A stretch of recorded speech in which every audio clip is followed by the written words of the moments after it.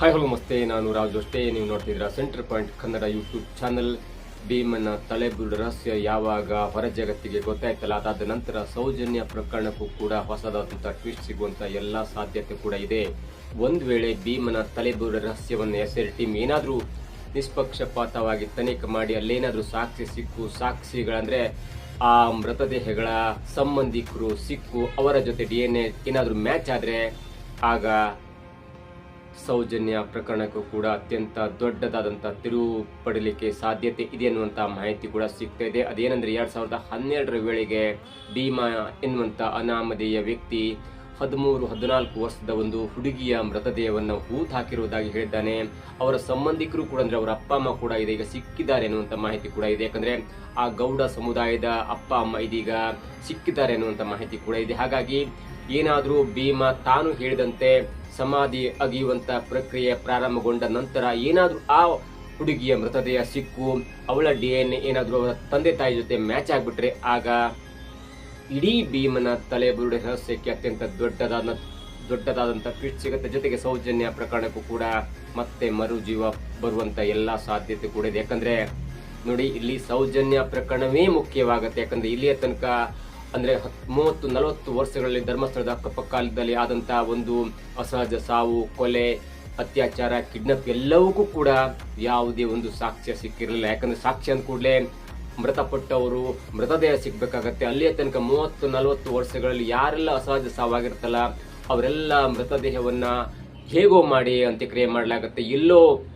ಯಾರಿಗೂ ಹೇಳಿ ಒಂದು ಮೃತದೇಹವನ್ನು ಹೂಳಾಕಲಾಗತ್ತೆ. ಆದ್ರೆ ಸೌಜನ್ಯ ಕಿಡ್ನಾಪ್ ಆಗಿ ಅತ್ಯಾಚಾರ ಆಗಿ ಅವಳ ಕೊಲೆಯಾದಾಗ ಹೇಗೋ ಅವಳ ಮೃತದೇಹ ಸಿಕ್ಬಿಡುತ್ತೆ. ನೋಡಿ, 2012ರಲ್ಲಿ ಸೌಜನ್ಯ ಕೊಲೆಯಾಗುತ್ತೆ. ಸೌಜನ್ಯ ಕೊಲೆಯಾದ ನಂತರ ಪ್ರಪ್ರಥಮ ಬಾರಿಗೆ ಸಾಕ್ಷಿ ಸಿಗುತ್ತೆ. ಅಂದ್ರೆ ಅವಳಿಗೆ ನ್ಯಾಯ ಸಿಕ್ಕಿಲ್ಲ, ಆದ್ರೂ ಅವಳ ಮೃತದೇಹ ಸಿಗುತ್ತೆ. ಹಾಗಾಗಿ 2012ರ ನಂತರ ಧರ್ಮಸ್ಥಳ ಅಕ್ಕಪಕ್ಕ ಯಾವುದೇ ಇಂಥ ಘೋರ ದುರಂತ ನಡೆದಿಲ್ಲ ಎನ್ನುವಂತ ಮಾಹಿತಿ ಕೂಡ ಸಿಗ್ತದೆ. ಯಾಕಂದ್ರೆ ಅದು ಮೊಟ್ಟ ಮೊದಲ ಬಾರಿಗೆ ಧರ್ಮಸ್ಥಳದ ಅಕ್ಕಪಕ್ಕ ಒಂದು ಪ್ರತಿಭಟನೆಯ ಕೂಗನ್ನ ಕೇಳಿಸುತ್ತೆ ಮತ್ತು ಪ್ರಭಾವಿಗಳ ವಿರುದ್ಧವಾಗಿ ಮೊದಲ ಬಾರಿಗೆ ಧ್ವನಿ ಎತ್ತುವಂತ ಒಂದು ಸನ್ನಿವೇಶ ಕೂಡ ಕ್ರಿಯೇಟ್ ಆಗುತ್ತೆ. ಹಾಗಾಗಿ ಧರ್ಮಸ್ಥಳದ ಪ್ರಭಾವಿಗಳು ಧರ್ಮಸ್ಥಳದ ಅಕ್ಕಪಕ್ಕದಲ್ಲಿ ಆಗ್ತಾ ಇರುವಂತ ತಾವು ಮಾಡ್ತಾ ಇರುವಂತ ಒಂದು ಕೆಟ್ಟ ಕೆಲಸವನ್ನು ಅದಾದ ನಂತರ ನಿಲ್ಲಿಸಿದ್ದಾರೆ ಎನ್ನುವಂತ ಸ್ಫೋಟಕ ವರದಿ ಇದೀಗ ಸಿಗ್ತಾ ಇದೆ.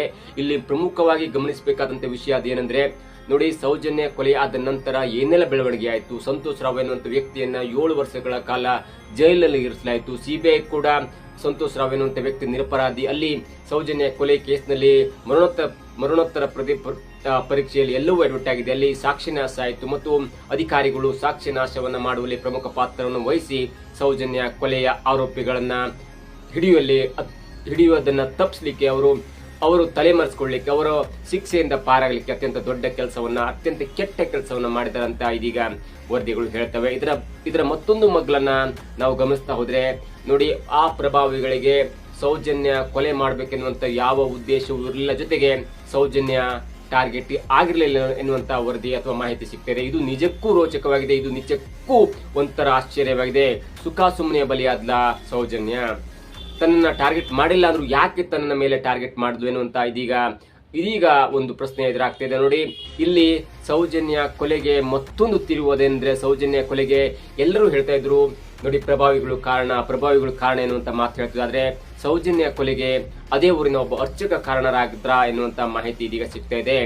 ಸೌಜನ್ಯ ಕೊಲೆಗೆ ಆ ವ್ಯಕ್ತಿ, ಆ ಅರ್ಚಕನೇ ಕಾರಣರಾಗ್ಬಿಟ್ರ? ಸೌಜನ್ಯ ಯಾವುದೇ ಒಂದು ಹಿನ್ನೆಲೆ ಇಲ್ಲದೆ ಬಲಿಪಶು ಆಗ್ಬಿಟ್ರ ಎನ್ನುವಂತ ಒಂದು ಪ್ರಶ್ನೆ ಇದೀಗ ಕಾಡ್ತಾ ಇದೆ. ನೋಡಿ, ಆ ಅರ್ಚಕನ ಒಂದು ಕಥೆಯನ್ನ ಹೇಳ್ತಾ ಹೋದ್ರೆ ಅರ್ಚಕನ ಕಥೆಯೇ ರೋಚಕವಾಗುತ್ತೆ. ಅರ್ಚಕನ ಕಥೆಯೇ ಒಂದು ದುರಂತ ಕಥೆ ಆಗ್ಬಿಡುತ್ತೆ. ಅರ್ಚಕನ ಕುಟುಂಬ ಕೂಡ ಸೌಜನ್ಯಾಳ ರೀತಿಯಲ್ಲಿ ಅರ್ಚಕನ ಕುಟುಂಬದ ಹೆಣ್ಣುಮಗಳು ಕೂಡ ಬಲಿ ಆಗ್ಬೇಕಿತ್ತು. ಆದ್ರೆ ದುರದೃಷ್ಟವಶವತವಾಗಿ ಸೌಜನ್ಯ ಬಲಿಯಾಗ್ತಾಳೆ. ನೋಡಿ, ಅರ್ಚಕನ ಕಥೆಯೇ ದೊಡ್ಡ ರೋಚಕ ಕಥೆ. ಅರ್ಚಕನ ಕಥೆಯನ್ನ ಸಣ್ಣದಾಗಿ ಹೇಳ್ತೇವೆ. ನೋಡಿ, ಅರ್ಚಕ ಧರ್ಮಸ್ಥಳದ ಒಂದು ಸಣ್ಣ ದೇವಸ್ಥಾನದಲ್ಲಿ ಅರ್ಚಕನಾಗಿ ಕೆಲಸ ಮಾಡ್ತಾ ಇರ್ತಾನೆ. ಅರ್ಚಕ ಅಂದ್ಕೂಡ್ಲೆ, ಧರ್ಮಸ್ಥಳ ಅಂದ್ಕೂಡ್ಲೆ, ಅಥವಾ ನಾವು ದಕ್ಷಿಣ ಕನ್ನಡ ಉಡುಪಿ ಅಥವಾ ಉತ್ತರ ಕನ್ನಡ ಅಂದ್ಕೂಡ್ಲೆ ಅಲ್ಲಿ ಒಂದು ಊರಿರುತ್ತೆ. ಅಲ್ಲಿ 200-300 ಮನೆ ಇರುತ್ತೆ. ದೊಡ್ಡದಾದ ಊರು, ಅಲ್ಲಿ ಅರ್ಧ ಕಿಲೋಮೀಟರ್ ಒಂದು ಮನೆ ಇರುತ್ತೆ. ಎಲ್ಲವೂ ಅರಣ್ಯ ಪ್ರದೇಶ ಅಕ್ಕಪಕ್ಕ ಆಗಿರುತ್ತೆ. ಅರ್ಚಕ ಕೂಡ ನೇತ್ರಾವತಿಯಿಂದ ನೀರನ್ನು ತಂದು ಅಲ್ಲಿ ಇರುವಂತ ಚಿಕ್ಕ ದೇವಸ್ಥಾನದಲ್ಲಿ ಅರ್ಚಕನಾಗಿರ್ತಾನೆ. ಅಲ್ಲಿ ನೋಡಿ ಅರ್ಚಕ ಅಂದ ಕೂಡಲೇ ಅಥವಾ ಆ ಕಾಡಿನ ಊರಂದ ಕೂಡಲೇ ಅವರಿಗೊಂದು 4-5 ಗುಂಟೆ ಜಾಗ ಇರುತ್ತೆ, 1 ಎಕರೆ ಜಾಗ ಇರುತ್ತೆ.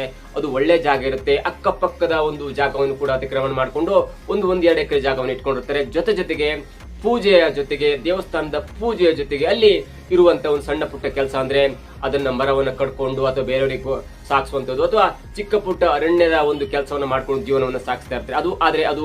ಅದು ಯಾವುದೇ ಒಂದು ತೊಂದರೆ ಆಗಲ್ಲ. ಅವನ ಜೀವನವನ್ನು ಅವನು ಸಾಗಿಸ್ತಾ ಇರ್ತಾನೆ. ಅವನಿಗೆ ಒಂದು ಚಿಕ್ಕ ಕುಟುಂಬ ಇರುತ್ತೆ, ಒಂದು ಮಗಳು ಕೂಡ ಇರ್ತಾಳೆ. ಆದ್ರೆ ಆ ಅರ್ಚಕನ ಕುಟುಂಬದ ಮೇಲೆ, ಆ ಅರ್ಚಕನ ಜಾಗದ ಮೇಲೆ ಅಲ್ಲಿನ ಪ್ರಭಾವಿಗಳಿಗೆ, ಅಲ್ಲಿನ ದೊಡ್ಡ ದೊಡ್ಡ ವ್ಯಕ್ತಿಗಳಿಗೆ, ಅಂದ್ರೆ ಅಲ್ಲಿನ ಸೋಕಾಲ್ಡ್ ಪ್ರಭಾವಿಗಳಿಗೆ ಕಣ್ಣು ಬೀಳುತ್ತೆ. ಅವರು ನೇರವಾಗಿ ಹೇಳ್ತಾರೆ, ಇಲ್ಲ ನೀವು ನಮಗೆ ಜಾಗವನ್ನು ಬಿಟ್ಕೊಡ್ಬೇಕು, ನಿಮಗೆ ದುಡ್ಡನ್ನು ಕೊಡ್ತೇವೆ ಅನ್ನುವಂತ ಮಾತನ್ನು ಹೇಳ್ತಾರೆ. ಆದ್ರೆ ಅರ್ಚಕನಿಗೆ ಅದು ಮನ್ಸಿರಲ್ಲ. ನೋಡಿ, ನಮ್ಮ ಜಾಗ, ನಮ್ ಕೇವಲ ಇಷ್ಟೇ ಎಕರೆ ಇದೆ, ನಾವು ಇದನ್ನೇ ಮಾಡ್ಕೊಂಡಿರ್ತೇವೆ, ನಮಗೊಂದು ಚಿಕ್ಕ ದೇವಸ್ಥಾನ ಇದೆ, ನಾವು ಪೂಜೆ ಮಾಡ್ತೇವೆ ಮತ್ತು ಇಲ್ಲಿನ ಒಂದು ವಾತಾವರಣದಲ್ಲಿ ನಾವು ಸಂಸಾರವನ್ನು ನಡೆಸ್ತಾ ಇದ್ದೇವೆ ಅಂತ ಹೇಳಿದಾಗ ಆ ಪ್ರಭಾವಿಗಳು ಹೇಳ್ತಾರೆ, ಇಲ್ಲ ನಿಮ್ಗೊಂದು ಜಾಗ ದುಡ್ಡು ಕೊಡ್ತೇವೆ, ನೀವು ಇಲ್ಲಿನ ಜಾಗ ಖಾಲಿ ಮಾಡ್ಬೇಕು, ಯಾಕಂದ್ರೆ ನಮ್ಗೆ ಈ ಜಾಗ ಇಷ್ಟ ಆಗಿದೆ, ಈ ಜಾಗ ನಮಗೆ ಬೇಕು ಎನ್ನುವಂತ ಒಂದು ಅವಾಜನ್ನು ಹಾಕ್ತಾರೆ. ಆದ್ರೆ ಅದಕ್ಕೆ ಯಾವುದಕ್ಕೂ ಮಣೆ ಹಾಕದಂತ ಆ ಅರ್ಚಕ ನೇರವಾಗಿ ಹೇಳ್ತಾನೆ, ಇಲ್ಲ ನಾನು ಹಣ ಕೊಟ್ಟರು ಕೂಡ ನಾನು ಜಾಗವನ್ನು ಕೊಡಲ್ಲ ಅನ್ನುವಂತ ಒಂದು ಎದುರು ಮಾತಾಗ್ತಾನೆ. ಅದಾದ ನಂತರ ಆ ಪ್ರಭಾವಿಯ ನೇರವಾಗಿ ಬಂದು ಅರ್ಚಕನ ಹೇಳ್ತಾರೆ, ನೀವು ನಾನು ಕೊಡ್ಲೇಬೇಕು, ನಾವು ನಿಮ್ಗೆ ಹಣ ಕೊಡ್ತೇವೆ, ಇಲ್ಲ ಅಂದ್ರೆ ಅದು ಬೇರೆ ರೀತಿ ಆಗುತ್ತೆ ಅನ್ನುವಂತ ಮಾತು ಹೇಳಿದಾಗ ಮತ್ತೆ ಅದೇ ಉತ್ತರವನ್ನು ಆ ಅರ್ಚಕ ಕೂಡ ಕೊಡ್ತಾನೆ. ಅದಾದ ನಂತರ ಆ ಮಾತು ಬೇರೆ ಸಂಘಗಳ ಜೊತೆ ಮಾತುಕತೆ ಆಗುತ್ತೆ, ದೊಡ್ಡ ದೊಡ್ಡ ಸಂಘಗಳು ಎಂಟ್ರಿ ಆಗುತ್ತೆ. ಇಲ್ಲ ನೀವು ಅದ್ರಿಗೆ ಕೊಡಿ ಎಂದಾಗ್ಲೂ ಕೂಡ ಆ ಅರ್ಚಕ ಅದೇ ಮಾತನ್ನು ಹೇಳ್ತಾರೆ, ಇಲ್ಲ ಪ್ರಭಾವಿ ಎದುರು ನಾವು ಯಾವುದೇ ಕಾರಣಕ್ಕೂ ಹಣ ಕೊಡಲ್ಲ, ನೀವು ಹಣವನ್ನ ಯಾವುದೇ ಮಾರ್ಕೆಟ್ ರೀತಿಯಲ್ಲಿ ಕೂಡ ಕೊಡ್ತಾ ಇಲ್ಲ, ನೀವು ಅಜಗಜಾಂತರ ಬೆಲೆಯಲ್ಲಿ ಡಿಫರೆನ್ಸ್ ಇದೆ, ಈ ಜಾಗಕ್ಕೆ ಇಂದಿನ ಬೆಲೆ ಇಷ್ಟಿದ್ರೆ ನೀವು ಹಳೆಯ ರೇಟನ್ನು ಕೊಡ್ತಾ ಇದ್ರಿ, ಹಾಗಾಗಿ ಯಾವುದೇ ಕಾರಣಕ್ಕೂ ಕೂಡ ನನ್ನ ಮನೆ, ನನ್ನ ಜಾಗವನ್ನು ನಾನು ಕೊಡಲ್ಲ ಎನ್ನುವಂತ ಒಂದು ಸ್ಪಷ್ಟವಾದ, ನೇರವಾದ ಅಥವಾ ಆ ಪ್ರಭಾವಿಗಳಿಗೆ ಮುಖಕ್ಕೆ ಹೊಡೆದಂಗೆ ಹೇಳ್ಬಿಡ್ತಾನೆ. ನೋಡಿ, ಇಲ್ಲಿ ಇದ್ದಂಥದ್ದು ಟಿಸ್ಟು. ಇದೇ ಒಂದು ರೋಚಕ ಕಥೆಯಾಗತ್ತೆ. ಈ ಎದುರು ಇದ್ದಾಗ ಮುಖಕ್ಕೆ ಹೊಡೆದಂಗೆ ಅರ್ಚಕ ಮಾತಾಡ್ಬಿಡ್ತಾನೆ. ಆದ್ರೆ ಇದರಿಂದ ರೊಚ್ಚಿಗೆದ್ದಂತ ಆ ಪ್ರಭಾವಿ ಯಾವುದೇ ಕಾರಣಕ್ಕೂ ಕೂಡ ಆ ಅರ್ಚಕನ ಮೇಲೆ ಹಲ್ಲೆಗಾಗ್ಲಿ, ಅರ್ಚಕನ ವಿರುದ್ಧವಾಗಿ ಮಾತನಾಡ್ಲಿಕ್ಕಾಗ್ಲಿ, ಅರ್ಚಕನ ಒಂದು ಕಿಡ್ನಾಪ್ ಅಥವಾ ಅರ್ಚಕನಿಗೆ ಬೆದರಿಕೆ ಹಾಕುವಂಥದ್ದು ಅಥವಾ ಹೈಗೋ ಮುಖಾಂತರ, ಪೊಲೀಸ್ ಒತ್ತಡದ ಮುಖಾಂತರ, ಏನೋ ಮುಖಾಂತರ ಮಾಡಿ ಆ ಜಾಗವನ್ನ ಕಬಳಿಕೆ ಮಾಡುವಂತ ಧೈರ್ಯಕ್ಕೆ ಹೋಗಲ್ಲ. ಯಾಕಂದ್ರೆ ಆ ಪ್ರಭಾವಿಗಳಿಗೆ ಎಷ್ಟು ಮರ್ಯಾದೆ ಇರುತ್ತಲ್ಲ, ಆ ತಾಲೂಕಿನ, ಆ ಜಿಲ್ಲೆಗೆ ಎಷ್ಟು ಮರ್ಯಾದೆ ಇರುತ್ತಲ್ಲ, ಅಷ್ಟೇ ಮರ್ಯಾದೆ ಆ ಚಿಕ್ಕ ಪುಟ್ಟ ಗ್ರಾಮದಲ್ಲಿ ಅವನ ಪರವಾಗಿ ಆ ಜನರಿಗೂ ಕೂಡ ಬೆಲೆ ಇರುತ್ತೆ. ಅಂದ್ರೆ ಅರ್ಚಕನಿಗೂ ಕೂಡ ಅಷ್ಟೇ ದೊಡ್ಡದಾಗಿ ಬೆಲೆ ಇರುತ್ತೆ. ಹಾಗಾಗಿ ಒಂದು ತಂತ್ರವನ್ನು ಮಾಡ್ಕೊಂಡು ಹಾಗೆ ಸುಮ್ಮನೆ ಹೋಗ್ತಾರೆ. ಅದಾದ ನಂತರ ತನ್ನ ಪ್ರಭಾವವನ್ನು ಬೆಳೆಸ್ಕೊಂಡು, ತನ್ನ ಪ್ರಭಾವವನ್ನು ಉಪಯೋಗಿಸಿಕೊಂಡು ಆ ಅರ್ಚಕನ ಮೇಲೆ ಒಂದು ಹಗೆ ಸಾಧಿಸುವಂತ ಒಂದು ವಿಚಾರಕ್ಕೆ ಹೋಗ್ತಾರೆ. ಅದಾದ ನಂತರ ತಮ್ಮ ಪಟಾಲಂ ಹೇಳಿ ಆದಂತ ಒಂದು ದುರ್ಘಟನೆ ಇದೆಯಲ್ಲ, ಅದು ಸೌಜನ್ಯಳ ಕೊಲೆಗೆ ನೇರವಾಗಿ ಕಾರಣವಾಯ್ತು ಅಂತ ಹೇಳ್ಬಹುದು.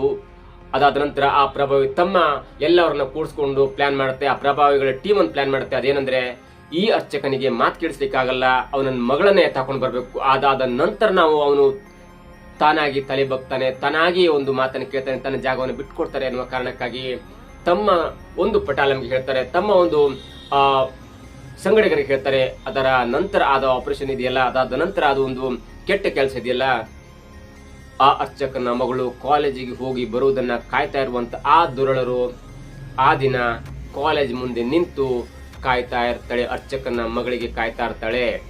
ಆದ್ರೆ ಅರ್ಚಕನ ಮಗಳ ಬದಲಾಗಿ ಸಿಕ್ಕಂತ ಹುಡುಗಿಯೇ ಸೌಜನ್ಯ. ಆ ಸೌಜನ್ಯಳನ್ನೇ ಅರ್ಚಕನ ಮಗಳೆಂದು ಭಾವಿಸಿದಂತ ಆ ದುರಳರು ಅವಳನ್ನ ಜೀಪಲ್ಲಿ ತಗೊಂಡು ಬಂದ್ಕೊಂಡು ಪಕ್ಕದ ಕಾಡಿನಲ್ಲಿ ಅವಳನ್ನ ಅತ್ಯಾಚಾರ ಮಾಡಿ ಕೊಲೆ ಮಾಡಿ ಆ ಹೆಣವನ್ನ ಅಲ್ಲೇ ಬಿಸಾಡ್ಬಿಡ್ತಾರೆ. ನೋಡಿ, ಇದು ಅಲ್ಲಿ ಆದಂತಹ ದುರ್ಘಟನೆ ಅಂತ ಹೇಳ್ಬಹುದು. ಅರ್ಚಕನ ಮಗಳನ್ನ ಕಿಡ್ನಾಪ್ ಮಾಡಿ ಅವಳಿಗೆ ಹೆದರಿಸಬೇಕೆನ್ನುವಂತ ಒಂದು ಕಾತುರದಲ್ಲಿದ್ದಂತ, ಒಂದು ಕೆಟ್ಟ ಅಭ್ಯಾಸಕ್ಕೆ ನಿಂತಿದ್ದಂತ ಆ ದುರುಳರು ಅಚಾನಕ್ಕಾಗಿ ಬಂದಂತ, ಅಥವಾ ಹುಡುಗಿಯ ಸೇಮ್ ವಯಸ್ಸಿದೆ ಅವಳೇ ಅರ್ಚಕನ ಮಗಳು ಎಂದು ಭಾವಿಸಿದಂತ ಆ ದುರುಳರು ಸೌಜನ್ಯಳನ್ನ ಎತ್ತಾಕೊಂಡು ಬಂದ್ಕೊಂಡು ಅವಳಿಗೆ ಹಿಂಸೆಯನ್ನು ಕೊಟ್ಟು ಅವಳಿಗೆ ಅತ್ಯಾಚಾರವನ್ನು ಮಾಡಿ ಅವಳ ಮೃತದೇಹವನ್ನ ಕೆಟ್ಟದಾಗಿ ಯೂಸ್ ಮಾಡಿಕೊಂಡು ಅವಳ ಹೆಣವನ್ನ ಅಲ್ಲೇ ಬಿಸಾಡ್ಬಿಡ್ತಾರೆ. ಇದು ಮೊದಲ ಬಾರಿಗೆ. ಅಂದ್ರೆ ಇಲ್ಲೇ ತನಕ ಅನೇಕ ಕೆಲಸಗಳು ನಡೆದಿ, ಅನೇಕ ರೀತಿಯ ಕೊಲೆ, ದೌರ್ಜನ್ಯ ಎಲ್ಲವೂ ನಡೆದಿದೆ. ಆದ್ರೆ ಅವರ ಪ್ಲಾನ್ ಪ್ರಕಾರ ಅದು ಎಲ್ಲವೂ ಕೂಡ ಪ್ರಭಾವಿಗಳ ರೀತಿಯಲ್ಲೇ ನಡೆದಿತ್ತು. ಆದ್ರೆ ಸೌಜನ್ಯ ಕೇಸ್ ಇದೆಯಲ್ಲ, ಅದು ಒಂದು ಮಟ್ಟಿಗೆ ಕೈತಪ್ಪಿ ಹೋಯ್ತು ಅಂತ ಹೇಳ್ಬಹುದು. ಅದು ದುರುಳರಿಂದ ಕೈತಪ್ಪಿ ಹೋಯ್ತು. ಯಾವುದೋ ಒಂದು ಕಾರಣಕ್ಕಾಗಿ ಆ ಹೆಣವನ್ನು ಅಲ್ಲೇ ಎಸ್ಬಿಟ್ರು. ಅವಳನ್ನ ಮಣ್ಣು ಮಾಡ್ಲಿಕ್ಕೆ ಕೂಡ ಅವ್ರ ಹತ್ರ ಆಗ್ಲಿಲ್ಲ. ಆದ್ರೆ 2 ದಿನಗಳ ನಂತರ ಆಗಿದ್ದ ಕತೆ ಇದೆಯಲ್ಲ, ಅದಾದ ನಂತರ ಅವಳ ಹೆಣ ಸಿಗತ್ತೆ. ನೋಡಿ, ಇಲ್ಲಿ ಮತ್ತೊಂದು ವಿಶೇಷವಾದ ಮತ್ತೊಂದು ಕೆಟ್ಟ ಕೆಲಸವನ್ನ ಗಮನಿಸಬೇಕಾದಂತ ವಿಷಯ ಅಂದ್ರೆ, ನೋಡಿ, ಯಾರಾದ್ರೂ ಅತ್ಯಾಚಾರ ಆಯ್ತು ಅಥವಾ ಕೊಲೆ ಆಯ್ತು ಅಂದ್ರೆ ಅವರ ಸಂಬಂಧಿಕರನ್ನ ಸಂಪರ್ಕ ಮಾಡಿ ಅವರಿಂದನೇ ಕೂಡ ಒಂದು ಹೇಳಿಕೆಯನ್ನ ಪೊಲೀಸ್ ಸ್ಟೇಷನ್ ನಲ್ಲಿ ಕೊಡಿಸುವಂತ ಕಾರ್ಯ ಈ ದುರುಳರು ಮಾಡ್ತಾ ಇರ್ತಾರೆ.